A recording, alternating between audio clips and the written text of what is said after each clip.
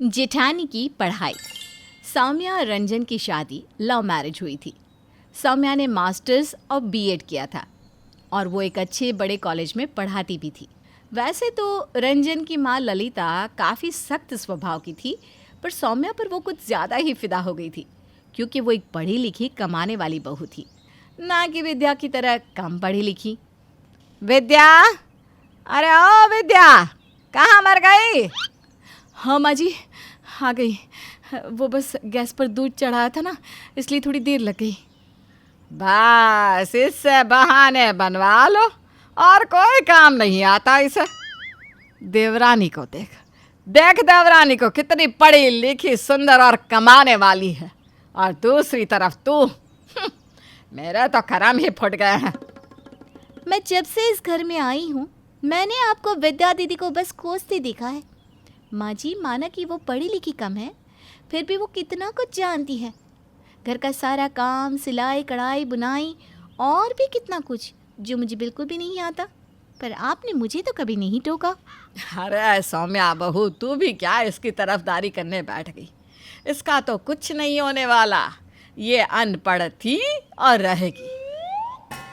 विद्या को अपनी सास के शब्दों का बहुत बुरा लगता है और वो वहाँ से आंखें नम करके चली जाती है। ये देखकर सौम्या को भी अच्छा नहीं लगता, पर वो कुछ नहीं कहती। कुछ दिन बाद विद्या के पति के कुछ दोस्त उनके घर आते हैं, जिनके लिए विद्या काफ़ी अच्छा खाना बनाती है। अरे दीदी, क्या बात है, आपने तो कितना कुछ बनाया है। बाहर भैया के सारे दोस्त आपकी तारीफ कर रहे हैं। वैसे आप बाहर क्यों नहीं जा रही? जाइए ना, सब लोग आपका खाना खाकर बहुत खुश हो गए हैं। वो इनको पसंद नहीं है कि मैं इनके दोस्तों के सामने जाऊं। मैं यहीं ठीक हूँ सौम्या। क्यों दीदी, भैया क्यों आपको अपने दोस्तों से नहीं मिलवाती? क्योंकि मैं कम पढ़ी लिखी हूँ ना, मुझे ठीक से अंग्रेजी के शब्द बोलने भी नहीं आते, तो उन्हें मुझे अपने दोस्तों से मिलवाने में शर्म आती है। जब आप पूरा दिन खड़े होकर उनके दोस्तों के लिए इतना अच्छा खाना बनाती हो, तब उन्हें शर्म नहीं आती? जब आप उन्हें सब कुछ हाथ में देती हो, तब शर्म नहीं आती? अंग्रेज़ी बोलने से कोई संस्कारी और तमीज़दार नहीं बन जाता दीदी। जब मैं 12वीं में थी ना, तो मेरे बाबा ने मेरी शादी कर दी, और जब मैंने यहाँ अपनी पढ़ाई पूरी करनी चाही तो किसी ने मुझे आगे पढ़ने नहीं दिया। आज मैं सोचती हूँ कि काश अगर मैं भी अपनी पढ़ाई पूरी कर पाती तो तुम्हारी तरह सब लोग मेरी भी इज्जत करते, मुझे भी सबसे मिलवाते। मेरे पति को मुझ पर शर्म नहीं आ रही होती, पर अब क्या दीदी, ज्ञान को पाने की कोई उम्र नहीं होती। अगर आपकी इच्छा है तो आप आज भी अपनी पढ़ाई पूरी कर सकती हैं। पर अब इतने सालों बाद और घर का इतना काम, माँ जी बिल्कुल नहीं मानेगी सौम्या। आप उसकी चिंता मत कीजिए, अगर आप आगे पढ़ना चाहती हैं तो मैं माँ जी से बात कर लूँगी। सौम्या ने विद्या की पढ़ाई पूरी करने के लिए सबसे पहला कदम ये लिया कि उसका एडमिशन कॉलेज में करवा दिया, जहाँ विद्या जैसी और भी औरतें अपनी आगे की पढ़ाई पूरी करने आती थी। पर सबसे मुश्किल काम था अपनी सास को मनाना। ये और कॉलेज जाएगी, ऐसे अंग्रेजी तो समझ में नहीं आती, पढ़ाई क्या खाक करेगी? और ये पढ़ाई करेगी तो घर का काम क्या मैं करूँगी? बिल्कुल भी नहीं। माँ जी, आप ही ताना देती रहती है दीदी को कि अनपढ़ है, कुछ आता नहीं, और आज जब वो पढ़ना चाहती है तो आप उन्हें रोक रही हैं। अरे मुझसे लिखवा ले सौम्या, ये ना फेल होकर ही आएगी। ना हो ना तो इसके बदले रसोई में खाना मैं बनाया करूँगी।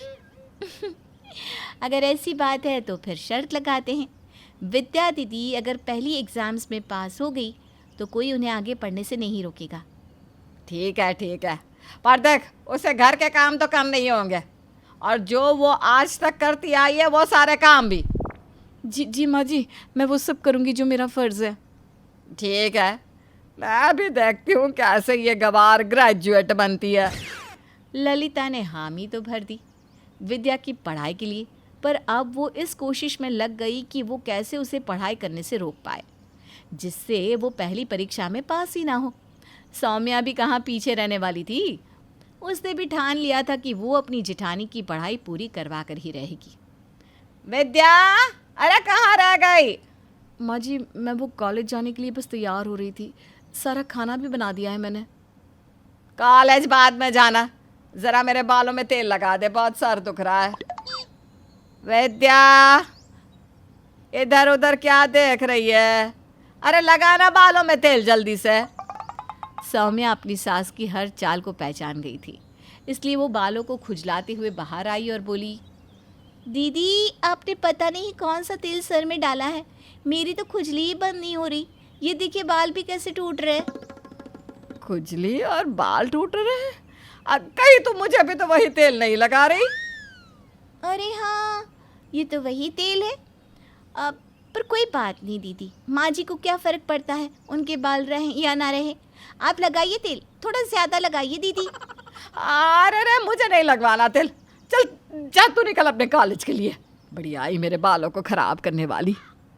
सौम्या और विद्या एक दूसरे को देखकर हंसने लगते हैं।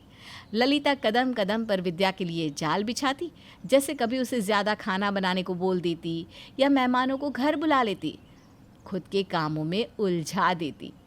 पर सौम्या भी कहाँ पीछे हटने वाली थी। वो हर कदम पे विद्या को पढ़ने के और करीब ले जाती। विद्या दीदी, आज आप कॉलेज नहीं गई? हाँ, आज उनके बॉस खाने पर आ रहे हैं ना, तो मुझे तैयारी करनी थी। अच्छा, उसके बाद ना आप पढ़ने बैठ जाइएगा। दीदी एग्ज़ाम्स बस 2 दिन में ही तो है। हाँ हाँ हाँ, पक्का। शाम को विद्या के पति के बॉस आते हैं। उसने सारी तैयारी करके रखी थी और खाना परोस ही रही थी कि सामने से उसके बॉस घर पर आ गए।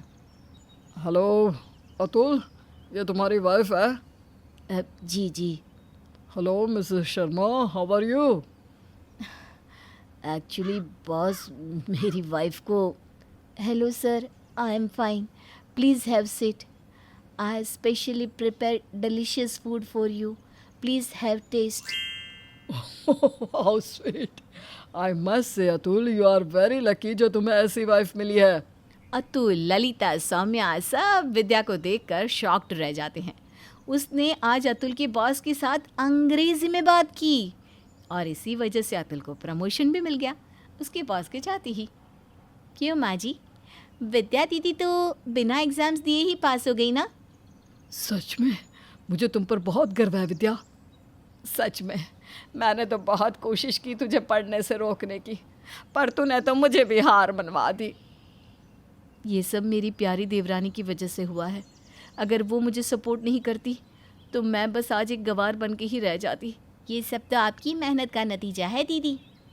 और अब तो माँ जी हमारे लिए खाना पकाएगी। हाँ हाँ, क्यों नहीं। और सौम्या बहू, मेरे मन में भी एक बात थी। मैंने भी ना अपनी पढ़ाई अधूरी छोड़ दी थी, तो सोचती हूँ ये शुभ काम कर ही लूँ। माँ जी आप भी। सब हंसने लगते हैं।